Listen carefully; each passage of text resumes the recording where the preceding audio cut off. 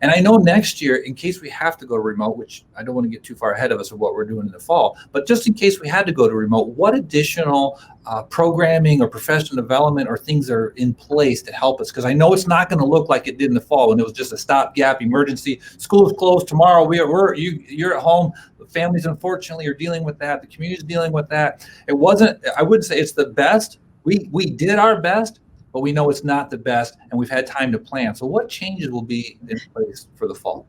So what's wonderful is some surveys were done with teachers as well as families, students in the secondary as well, to see how that remote learning went and what the feedback. Anne is taking that feedback, and then we are together as a department looking at that and then seeing what we need to move forward, what types of training. We are putting together some things like facilitators for technology, some ed tech facilitators, so that we can have that assistance at building, and teachers will have even more of that support level to reach out to when they need some maybe just assistance with how can I increase my teaching and learning through the technology piece. Yeah, I was impressed with some of our, I shouldn't say some, many of our teachers were already using some of this technology ahead of time, and to make that transition to the remote learning for some of them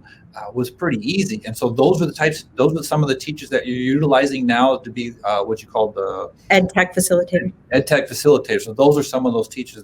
Again, and some of them are veteran teachers. A lot of times you think when you get to be my age, you don't stay up with the technology, but some of our veteran teachers really haven't done that. So it's nice to have that support for all of our teachers, and that's some additional professional development that'll be coming. It is. So there is this summer, or I shouldn't say this summer, next month already. Anne has lined up tons of professional development for our teachers. And what's really nice is it meets the needs of each teacher. So if it's something that you need further development on, you attend this. For example, some of our elementary platforms, we use the materials we use in English Language Arts is Pearson. They are available online. They have some components that teachers can use, students, parents.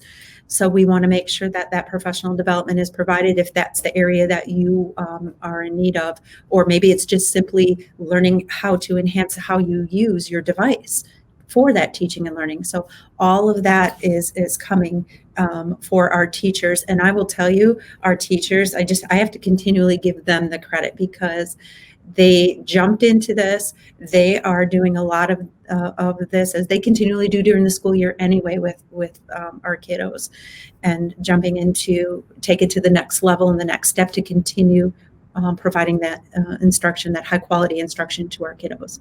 And one of the things we've talked about is, that's on our side, but we also need to do some training with the students and some professional development for our parents. And so I've been trying to work with different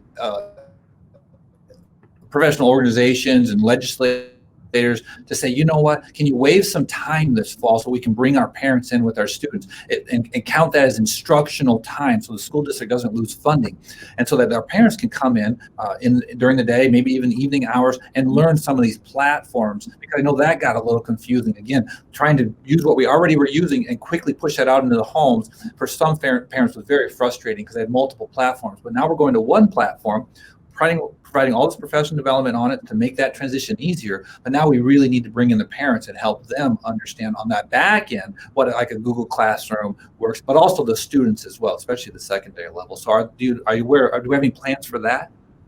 I believe that's being developed at this time. I know that we were, again, looking at the survey results from our parents and then using that results to see what pieces that we can provide parents. And these working with those ed tech facilitators, we're thinking that could be a piece as well, because we really are, our teachers have the capacity to do this. They already had it in them, and why not go directly to the experts to help their families?